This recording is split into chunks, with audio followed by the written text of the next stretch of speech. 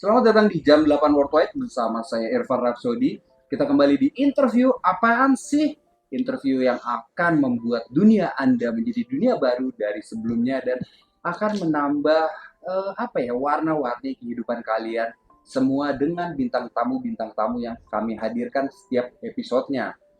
Nah, untuk episode kali ini kita mengundang tamu yang sangat istimewa karena dia ini gimana ya, kalau bisa dibilang itu sangat berjasa dan mempunyai petualangan-petualangan yang sangat unik di kehidupannya dia pribadi. Nah, langsung saja ini dia kita perkenalkan, tapi biarkan dia perkenalkan diri sendiri.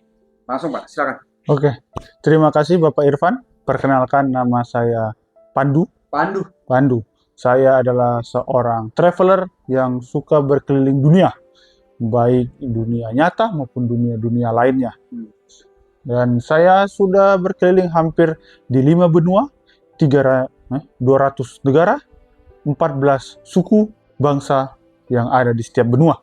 Baik, terima kasih sudah meluangkan waktunya Pak Pandu Nurbekele.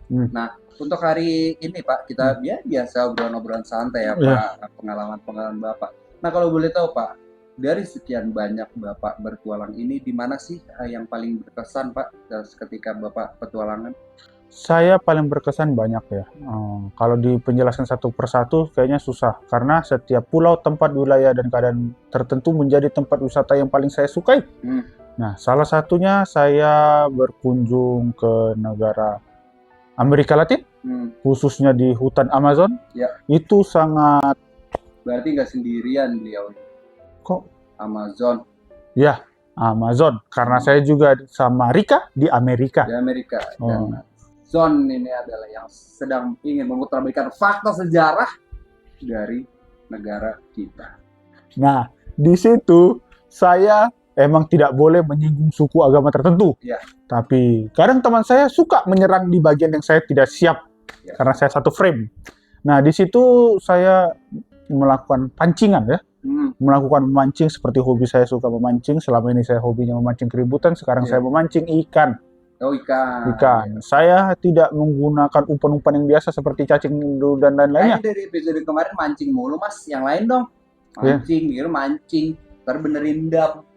Ya, kalau nggak mau gue, mau yang lain, nggak mau mancing. Ini lanjutan ceritanya. Jangan suka dipotong-potong. Saya pertama itu mancing ikan piranha. Saya angkat, terus saya atur berbaris seperti kuda untuk menarik rakit saya mengarungi sungai Amazon sampai laut bebas. Laut bebas ya. Iya, saya dengan pancingan ikan daging busuk di depan, yang memancing dia untuk terus berenang, mengejar daging itu. Saya menggunakan rakit ya. Rakit dengan tidak menggunakan bambu.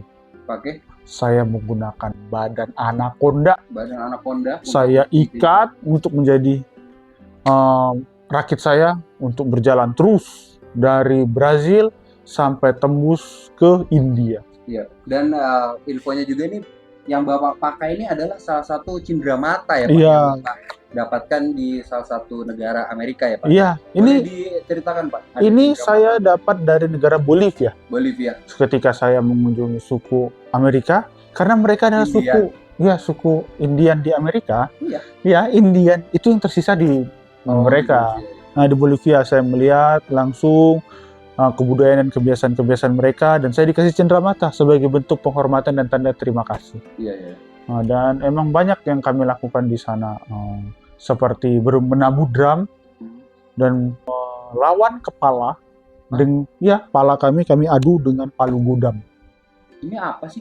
Di budayanya? Iya, ini cerita saya. Kenapa ditanya sih? Oh, bukan budaya ini. Bukan budaya ini kan? Enggak. Bang, ini cerita lucu, Bang. Lu kan. Oh, gue kira lu merendahkan suku tertentu. Iya, Bang. Baru kali ini gue lucu di klarifikasi. Nah, ini juga salah satu bentuk Bapak Dudung ya. Tadi siapa namanya? Nah, kan? Ini gimana sih? Ini ya, Bapak Pandu. Bapak Pandu ini untuk melestarikan kebudayaan dari Amerika. Dia mendapatkan cendera matanya ini sebagai bentuk penghormatan lah gitu. Nah, tapi ini menarik juga Pak, soalnya berdasarkan redaksi kami nih Pak. Katanya dulu ini Bapak pernah ini ya Pak, ketika sedang berjalan untuk mencari ya berkelana gitu. Iya. Nah, Bapak itu di jalan berteriak wawe sampai itu sekitar 10 kilometer. Itu boleh tahu Pak, motivasinya apa ya? Itu kami bahasa komunikasi untuk sesama kami para traveler. Oh, Karena kami jaraknya cukup jauh kan. Ketika di hutan belantara atau di keadaan yang cukup sepi, komunikasi itu sangat diperlukan untuk mengetahui saudara atau teman kita di mana. Apalagi saya sudah memberi videonya, coba tadi Bapak ulangkan. nggak mau gitu. Soalnya ini kita di sini bukan untuk mengulang sesuatu, tapi ingin menambah wawasan kita sebagai manusia di bumi pertiwi. Nah, boleh diceritain lagi Pak, kemana aja Pak selain ke Amerika itu perjalanannya? Yang selain ke Amerika, saya melewati negara Iran. Nah, di negara Iran itu mereka punya wanita yang cukup cantik. Oh iya. Ya, wanita-wanita suku-suku orang Iran itu cantik-cantik. Dan kami diakui di daerah pegunungan maupun di daerahnya negara itu sendiri banyak wanita cantik. Terus kami berjalan terus sampai dari Asia Barat, kami terus melewati negara-negara tertentu sampai kami tembus ke Asia Timur. Nah, di negara Cina. Di negara Cina kami mencoba sedikit makan makanan ekstrim. Seperti kelingking beruang tangan kanan. Kelingking tangan kanan beruang maksud Bapak ya? Iya. Itu khusus hanya cuma tangan kanan. Beruang apa nih Pak? Beruang kutub kah? Beruang madu atau beruang perkukus? Apa beruang apa? Beruang grizzly. Oh, beruang grizzly itu ada di Cina ya? Ada di Cina karena impor dari Amerika. Dan apa lagi makanan ekstrim ya Pak? Makanan ekstrim kami juga mencoba sayap kanan belalang sembah. Sayap kanan belalang yang sedang menyembah ya? Bukan, belalang sembah. Iya tahu. Jangan. Tahu. Nah, ini karena posisi sayap kanan sangat penting untuk diisi kami untuk atlet-atlet sepak bola, biar termotivasi menjadi seperti Lionel Messi. Oh iya, jadi sayap kanan. Oh, berarti sayap kanan pemain bola yang hebat-hebat seperti Arjen Robben itu dia sering mengkonsumsi sayap kanan belalang sembah ya? Iya, sayap kanan belalang sembah. Dan juga untuk kekuatan kami, jika kami berposisi sebagai back, itu kami mencoba dengan kaki depan sebelah kiri. Badak bercula yang tidak boleh dimakan. Ingat, badak bercula tidak boleh dimakan. Lalu makan tadi? Ini belum selesai. Saya mengingatkan untuk tidak boleh memakan hewan satwa-satwa yang dilindungi. Makanya kami memakan kaki kiri zebra. Oh, ngapain ngomong tadi? Kan saya menasehati. Berarti untuk back sebagai bentuk makanan yang dikonsumsi adalah kaki kiri dari zebra, tapi zebra binatang yang bukan zebra cross ya. Iya. Nah kebetulan nih Pak, ngomongin zebra cross. Waktu itu Bapak pernah ini ya Pak, nyebrang di zebra cross tetapi sambil merayap ya Pak. Kenapa ya Pak? Oh, karena keadaannya sedang tergoncang. Bumi gonjang-ganjing, langit itu. Nah, karena tidak aman kalau kami berdiri pasti jatuh, kami sambil merayap. Kami merayap zebra cross-nya sepanjang 14 km. Zebra cross 14 km ya. Itu karena persimpangan antara hidup dan mati, jadi panjang sekali gitu. Iya, menarik ya. Enggak sih. Dan Bapak ini juga selain mengkonsumsi kaki depan kiri dari zebra, dia juga pernah mengkonsumsi gigi geraham dari bekicot.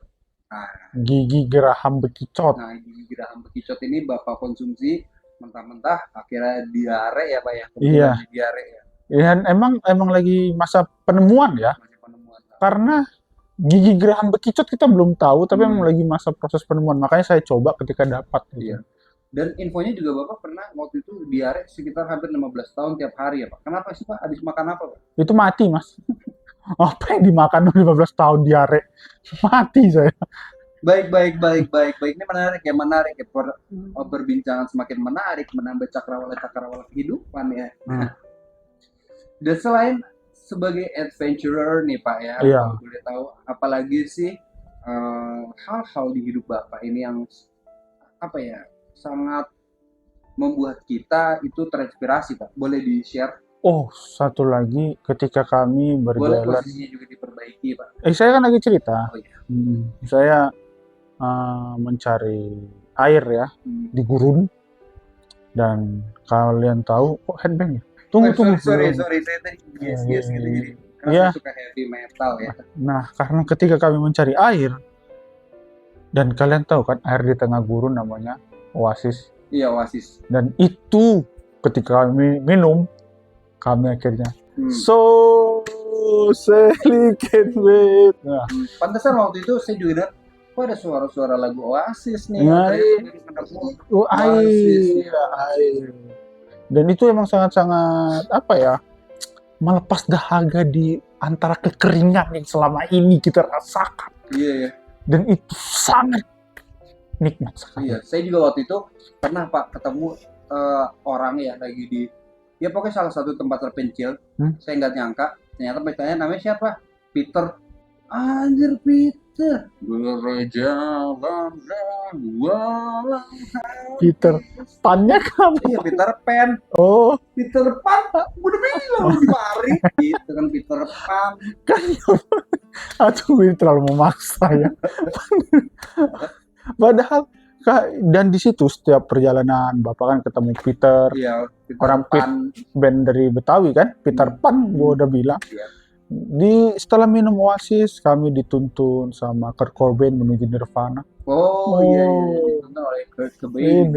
Menuju Nirvana. Lagu ini gimana? Nggak tahu Bang. Nah, dan disitulah tuntunan-tuntunan yang menjadi penyemangat saya melalui lagu. Oh, iya. Dan kita di sana kalau nggak salah berdasarkan redaksi Bapak juga ketemu band Gigi ya. Dan di sana band Gigi tuh langsung karena jenuh nggak tahu mau apa, akhirnya menjadi bosan. Panas Bang, kan lewat guru tadi. Panas. Nah, itu tuh perjalanan sebelum menuju Oasis. Panas. Ya. Nah, itulah band-band yang kita temui di situ. Ya, dengan lagu-lagu mereka membuat kita semangat untuk ayo semangat kita akan melalui. Oke. Nah Pak, ini untuk segmen terakhir kita ada games nih Pak ya, Pak Adventures Pak Pandu ini. Jadi di mana Bapak harus menyebutkan satu kata. Nah, nanti dari satu kata itu nanti Bapak harus menjabarkan apa sih makna dari kata tersebut, ya. Jadi 1, 2, 3. Nirwana. Silakan jelaskan. Nirwana itu adalah surga. Itu makna tentang kita menuju ke nirwana atau surga yang dijanjikan baik secara agama maupun apa yang kita hayalkan dalam pikiran kita. Maka dari itu kita harus tetap semangat untuk mencapai apa yang kita tuju, sehingga jalan menuju nirwana sudah terbuka buat kita semua. Kok bijak ya? Jadi itu statement terakhir dari Bapak Pandu yang seorang petualang ini. Dan semoga di kedepannya Pak, kalau sedang bertualang kemana, itu dilancarkan lah Pak ya. Iya, aman. Rezekinya dilancarkan. Pokoknya sehat-sehat lah Pak ya. Terima kasih. Jadi untuk para pemirsa, jika kalian pengen tahu keseruan Pak Pandu itu kemana aja, boleh cek di YouTube @Pandu Traveler with me, without you, and then without us. Panjang. Sampai jumpa lagi di jam 8 Worldwide.